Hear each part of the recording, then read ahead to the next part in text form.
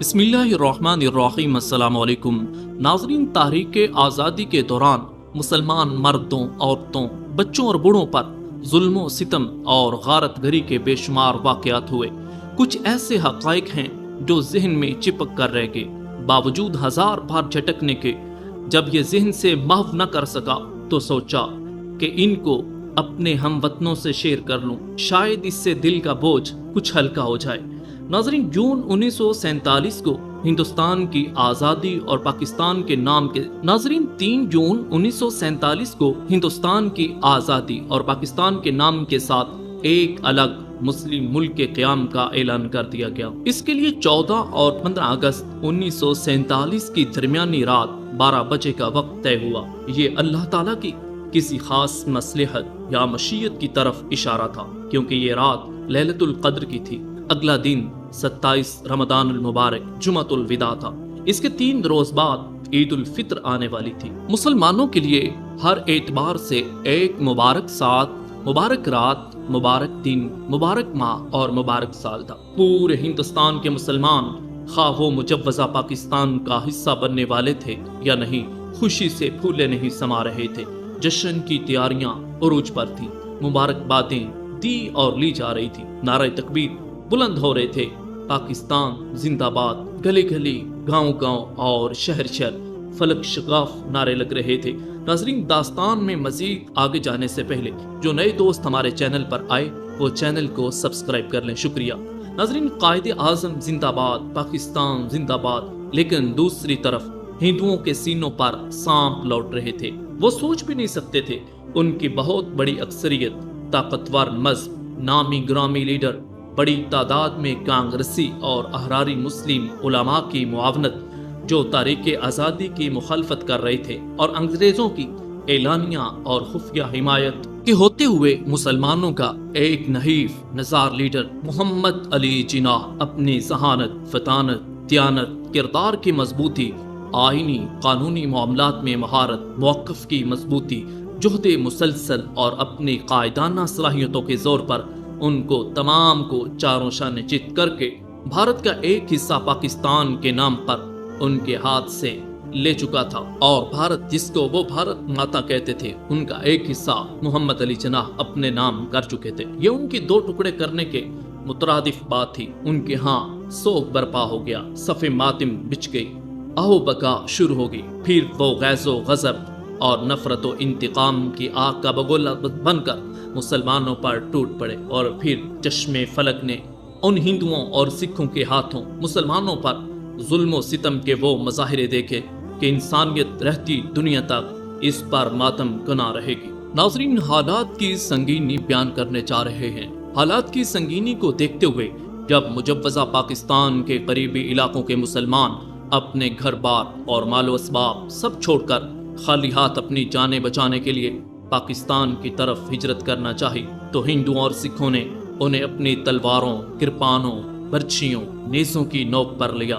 شہروں کے شہر، قصبوں کے قصبے، گاؤں کے گاؤں، محلوں کے محلے مسلمانوں کے وجود سے صاف کر دیے گئے۔ اس طرح کے بچے، جوان، بوڑھے اور بوڑھیاں تہے دیکھ کر دی گئی، اور جوان لڑکیوں، عورتوں پر وحشیانہ آبرو ریزی کے بعد یا تو ذبح کر دیا گیا، یا ٹکڑے ٹکڑے کر دیا گیا، یا باندیوں کی طرح گھروں میں ڈال لیا گیا اور ان کے گھر لوٹ لیے گئے۔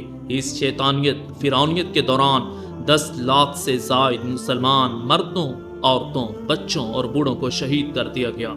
لاکھوں زخمی اور لاکھوں عمر بھر کے لیے معذور ہو گئے۔ 1.5 لاکھ کے قریب جوان مسلمان لڑکیاں اور عورتیں اغوا کر لی گئیں۔ جان و مال، عزت و آبرو کے تحفظ سے محروم 70 سے 80 لاکھ مسلمان ہندوستان کے مختلف علاقوں سے راستے میں اپنے پیاروں کو گنواتے، کٹواتے، مرتے اور مارتے خالی ہاتھ پاکستان ہجرت کر کے آئے۔ ناظرین، یہ تاریخ کی سب سے بڑی ہجرت تھی۔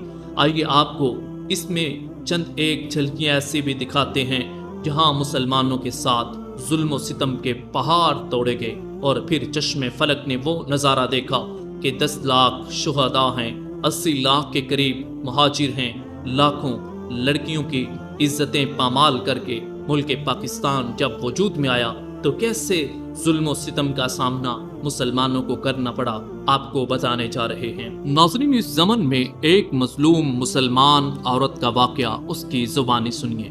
وہ عورت کہتی ہے، قیام پاکستان کے اعلان کے فوراً بعد شمالی ہندوستان کے طول و عرض میں ہندو مسلم فساد پھوٹ پڑے، انسانی اور اخلاقی قدریں ماض قصہ ماضی بن کر رہ گئیں، سال ہر سال سے اکٹھے رہنے والے ایک دوسرے کے خون کے پیاسے ہو گئے۔ ان حالات میں میرے والد نے گاؤں کے دوسرے لوگوں سے مشورے کے بعد پاکستان کی طرف ہجرت کا فیصلہ کیا، لیکن ہندوؤں اور سکھوں کو یہ بات بھی گوارا نہ تھی، اور عین ہماری روانگی کے وقت آس پاس کے گاؤں سے مسلح جتھے وہاں پہنچ گئے اور چشمے زدن میں تمام مردوں کو کاٹ کر رکھ دیا، نوجوان لڑکیوں کو ان کی ماؤں کے سامنے اجتماعی زیادتی کا نشانہ بنایا گیا۔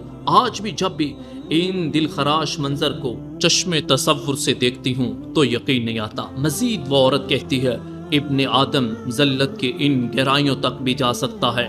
میرا معصوم بھائی باقی بچوں کی طرح ڈرا سا کھڑا تھا جب اس نے چند حیوانوں کو میری طرف بڑھتے دیکھا جن پر میری منت سماجت کا کوئی اثر نہیں ہو رہا تھا، تو بھاگ کر میرے سامنے آ گیا، مجھے اپنی پناہ میں لے لیا۔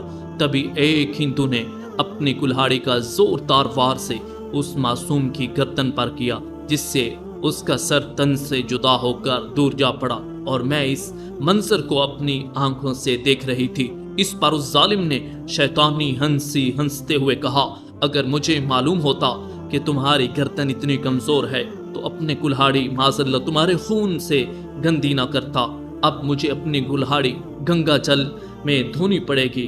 یہ کہہ کر وہ میرے قریب آیا۔ ناظرین، یہ سب کچھ ہونے کے باوجود زمین پھٹی نہ آسمان ٹوٹ کر گرا۔ تمام بوڑھی عورتوں کو قتل کرنے کے بعد سب لڑکیوں کو وہ ایک حویلی میں لے گئے، اور سب قطار بنا کر اشرف المخلوقات ہونے کا سب لڑکیوں کو وہ ایک حویلی میں لے گئے، اور سب قطار بنا کر حیوانوں والی عادت کرنا شروع ہو گئے۔ اور ناظرین، نئے آنے والے قطار کے آخر میں اپنی باری کے انتظار میں کھڑے ہو جاتے۔ اس عمل میں زندہ بچ جانے والی چند خوش نصیب یا بد نصیبوں میں بھی شامل تھی۔ اس کے بعد میں ایک کے ہاتھوں سے دوسرے تک پہنچتی رہی۔ آخر سہن سنگھ نے مجھے اپنے گھر ڈال لیا اور شادی بھی کر لی۔ 7 سال بعد سہن سنگھ مر گیا تو اس کے چھوٹے بھائی مہندر نے مجھ سے شادی کر لی۔ ناظرین، یہ ساری دردناک کہانی سننے کے بعد پہلا سوال جو ذہن میں ابھرتا ہے وہ یہ ہے کہ ہمارے آباء و اجداد نے کیا اسی مقصد کے لیے اس قدر جانی قربانیاں دیں، اپنی عزتیں عصمتیں لٹوائیں، اپنا مال و اسباب گھر بار چھوڑا؟ کیا یہ سب کچھ کسی سیکولر کرپٹ معاشرے کے لیے قیام کے لیے تھا، یا کیا یہ سب کچھ کسی معاشی تحفظ و ترقی کے لیے تھا؟ اگر ایسا تھا تو کیا مجوزہ پاکستان میں ہندوستان کی نسبت زیادہ دودھ اور شہد کی نہریں بہہ رہی ہیں؟ کیا یہاں معاشی ادارے، زمینیں، کانے، دکانیں، کارخانے ہندوستان کی نسبت زیادہ ہیں؟ وہ روزگار کے افسوس کی بات، جس مقصد کے لیے یہ وطن ملا کہ پاکستان کا مطلب کیا، لا الہ الا اللہ۔ ناظرین، یہ نعرہ لگانے والے ان کی نسلیں آج اپنے نعرے اور اس کے اقدار کو تلاش کر رہی ہیں۔ ناظرین، اس کی دیگر ظلم کی داستانیں جو درد دل رکھنے والے محب وطن پاکستان ہیں اور محب وطن پاکستانی ہیں، ان کے لیے ہم اگلی ایپیسوڈ میں بیان کرنے جا رہے ہیں۔ ضروری ہے آپ اس چینل کو سبسکرائب کریں اور بیل آئیکن کو پریس کریں تاکہ ہر آنے والی نئی ویڈیو آپ کو بر وقت موصول ہو سکے۔